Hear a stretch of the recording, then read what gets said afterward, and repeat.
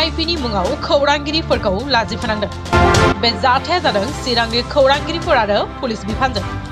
चिरां जिल्ला काजलगावनि पेरेड ग्राउन्डआव आसाम सरकारनि अरुणोदय आसनिनि गेजेरजों गोदान मुलाम्फागिरिफोरनो अरुणोदय कार्ड राननाय हाबाफारियाव खौरांगिरिफोरखौ लाजि फोनांनाय जाथाय सोमजिदों।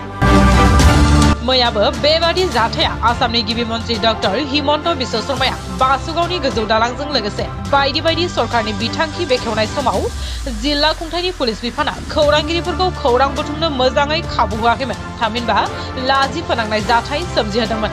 जायनि थाखाय चिरां जिल्ला प्रेस क्लाबनि आफादगिरि आबु बाकार सिद्दिक नेहाथारि जयन्त देबनाथजों लोगोसे गासै खौरां बिजोंनि खौरांगिरि बिथांमोना दुखु मोननाय फोरमायो।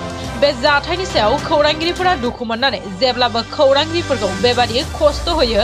बेनिखायनो चिरां जिल्ला प्रेस क्लाबा सावरायनानै थिरांथा लायोदि जेब्लासिम चिरां जिल्ला खुंथायजों जथायै सावरायजाया अब्लासिम चिरां जिल्ला खुंथायनि खौरां फोसावा होननानै फोरमायो चिरां जिल्ला प्रेस क्लाबनि आफादगिरि आबु बाकार सिद्दिकाबो।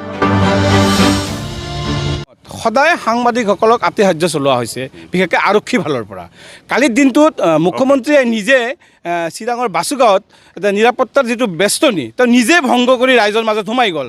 নিৰাপত্তাৰ সকলো তেওঁলোকৰ নীতি বিধি ব্যৱস্থা তেওঁ নিজে ভংগ কৰিলে। অথচ সেই চিৰাঙৰে কাজলগাঁৱত এই মুখ্যমন্ত্ৰীৰ জনসভাত এগৰাকী সাংবাদিকক মুখ্যমন্ত্ৰীৰ নিৰাপত্তা দোহাই দি জ্যেষ্ঠ সাংবাদিকক তেখেতক যিটো সাংবাদিকৰ কাৰণে সংৰক্ষিত এলেকাৰ পৰা আৰক্ষীয়ে বাহিৰত ওলাই যাব নিদিলে। অথচ মুখ্যমন্ত্ৰীয়ে ওচৰত তেখেতৰ কেইটামান প্ৰশ্ন আছিলে, তেখেতৰ অফিচৰ পৰা এছাইনমেণ্ট দিয়া আছিলে। এই আৰক্ষীৰ এই ব্যৱহাৰৰ কাৰণে তেখেতে নিজৰ মন্তব্যখিনি মুখ্যমন্ত্ৰীয়ে আকৌ ৰাখিব নোৱাৰিলে, প্ৰশ্ন সুধিব নোৱাৰিলে। তাৰপিছত যেতিয়া আৰক্ষী প্ৰশাসনৰ বিৰুদ্ধে যেতিয়া সাংবাদিকসকল মানে সৰব হৈ উঠিল, তেতিয়া আৰক্ষীয়ে ক'ব লাগিব যে তাৰ পৰা যেন ছত্ৰভংগ দি পলাই পত্ৰং দিলে, কোনো বিধি ব্যৱস্থা গ্ৰহণ নকৰিলে। আজিও দেখা গৈছে চিৰাং জিলাৰ সদৰ কাজলগাঁৱত জিলা প্ৰশাসনৰ পৰা অৰুণোদয় আঁচনি বিতৰণৰ নামত এক বিশাল জনসভা আয়োজন কৰিছে।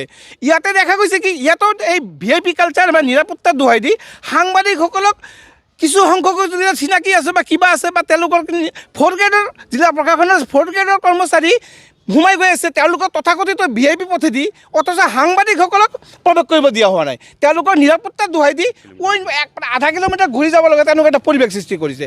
মুঠতে ক'ব লাগিব যে বৰ্তমান চিৰাং জিলা প্ৰশাসন আৰু আৰক্ষী প্ৰশাসনে নিৰাপত্তা দোহাই দি VIP কালচাৰক এক প্ৰমোট কৰা আমি দেখিবলৈ পাইছোঁ। চিৰাং আৰক্ষীৰ লগতে জিলা প্ৰশাসনে ছেম কৰিছে, ৰাইজক মাতি আনিছে ইয়াতে ৰ'দৰ মাজত, তেওঁলোকে হাত বিচনি দি গৰমত থাকিব লগা হৈছে। অথচ মঞ্চত এই ৰাইজে ভোট দিয়া নেতাই বা মন্ত্ৰীসকলৰ কাৰণে তাতে শীততাপ নিয়ন্ত্ৰিতৰ ব্যৱস্থা কৰিছে। এইটো কি চলি আছে আচলতে? য'ত প্ৰধানমন্ত্ৰীয়ে য'ত কৈ আছে যে আমাৰ VIP কালচাৰ থাকিব নালাগে, VIP কালচাৰ নোহোৱা কৰিব, সেই সময়ত দেখা গৈছে যে প্ৰশাসন আৰু আৰক্ষীয়েই বৰঞ্চ তেওঁলোকে নিৰাপত্তা দোহাই দি বিভিন্ন কাৰণ দেখুৱাই তেওঁলোকে VIP কালচাৰক প্ৰমোট কৰা দেখিবলৈ হৈছে। এনেকুৱা ঘটনাক আমি দুৰ্ভাগ্যজনক আখ্যা দিছোঁ আৰু এই ঘটনাৰ বাবে আমি মুখ্যমন্ত্ৰীৰ হস্তক্ষেপ দাবী কৰিছোঁ। আজিও ছেম কৈছে যে নিৰাপত্তা দোহাই দি মানে সাংবাদিকক কি টেৰৰিষ্ট নেকি? হাতত বুম লৈ নালাগে তাকে বম লৈ যায় নেকি? যে আৰক্ষী কিমান সাংবাদিকক আৰক্ষীয়ে ইমান হাৰাশাস্তি কৰিব নিৰাপত্তাৰ নামত? এইটো কেনেকুৱা পলিচি? এইটো কেতিয়াও গ্ৰহণযোগ্য হ'ব নোৱাৰে। যাৰ কাৰণে আমি চিৰাং জিলাৰ আজি জিলা প্ৰশাসনৰ যিটো বাতৰি, এই অৰুণোদয় বাতৰি আমি বয়কট কৰিবলৈ বাধ্য হৈছোঁ। কিছুদিন ধৰি সাংবাদিকসকলৰ ওপৰত আৰক্ষীয়ে হাৰাশাস্তি কৰাৰ অভিযোগ উত্থাপন হৈ আছে। এইটো সঁচা কথাই। যোৱাকালি মুখ্যমন্ত্ৰীৰ এটা অনুষ্ঠান আছিল কাজলগাঁৱত। VIPৰ নিৰাপত্তা বা মুখ্যমন্ত্ৰীৰ নিৰাপত্তাৰ দোহাই দি আমাৰ সাংবাদিক ধীৰাজ চক্ৰৱৰ্তী, তেওঁ নামনি অসমৰ DYৰ জ্যেষ্ঠ সাংবাদিক ব্যুৰ, তেখেতক জনসংযোগৰ কাৰ্ড দেখুওৱাৰ পিছতো তেখেতক যাব দিয়া নাই, সোমাব দিয়া নাই, আৰু সেইটো লৈ তৰ্ক বিতৰ্ক হৈছে আৰু তেওঁক অপদস্থও কৰিছে।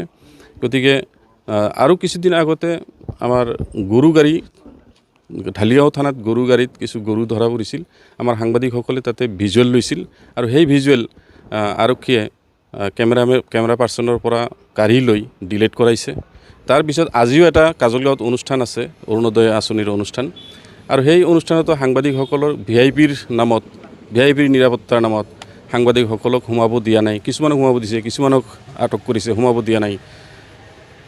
এই যে অভিযোগ, সাংবাদিকসকলক যে বাৰে বাৰে আৰক্ষীয়ে হাৰাশাস্তি কৰি আছে, গতিকে এই ক্ষেত্ৰত আমি আজি জৰুৰী এটা বৈঠক কৰিলোঁ চিৰাং জিলা প্ৰেছ ক্লাবে আৰু এই বৈঠকত এটা সৰ্বসিদ্ধান্ত গ্ৰহণ কৰা হ'ল যে জিলা আৰক্ষী অধীক্ষক আৰু আমাৰ জিলা আয়ুক্ত আৰু সাংবাদিকসকলৰ প্ৰতিনিধিৰ লগত এটা যৌথভাৱে আলোচনা কৰি মীমাংসা নোহোৱালৈকে আমি জিলা প্ৰশাসনৰ আৰু আৰক্ষী প্ৰশাসনৰ যিমান বা বাতৰি যিমান অনুষ্ঠান নিউজ হ'ব সেই সকলো নিউজ আমি প্ৰত্যাহাৰ কৰিছোঁ। দেখা গৈছে যে যোৱাকালিৰ যিটো ঘটনা সংঘটিত হৈছিল তাতে কিন্তু মুখ্যমন্ত্ৰীৰ নিৰাপত্তাৰ বেষ্টনীৰ কথা কোৱা হৈছিল, কিন্তু মুখ্যমন্ত্ৰীয়ে যেতিয়া আমি জনসভাত দেখিবলৈ পাইছিলোঁ তাতে মানে ৰুল ৰেগুলেশ্যন কিন্তু মুখ্যমন্ত্ৰী নিজে ভায়োলেশ্যন কৰিছিল, মুখ্যমন্ত্ৰী নিজে মানুহৰ মাজত সোমাই গৈছিল। হয়, মাননীয় মুখ্যমন্ত্ৰী ডাঙৰীয়াই ইমান নিৰাপত্তাৰ অভাৱ বুলি নাভাবে, কাৰণ শান্তিৰ অসম, শান্তিৰ শান্তিৰ বিটিআৰ বুলি তেওঁ কৈয়ে থাকে বা হৈছেও শান্তি, আমিও জানো।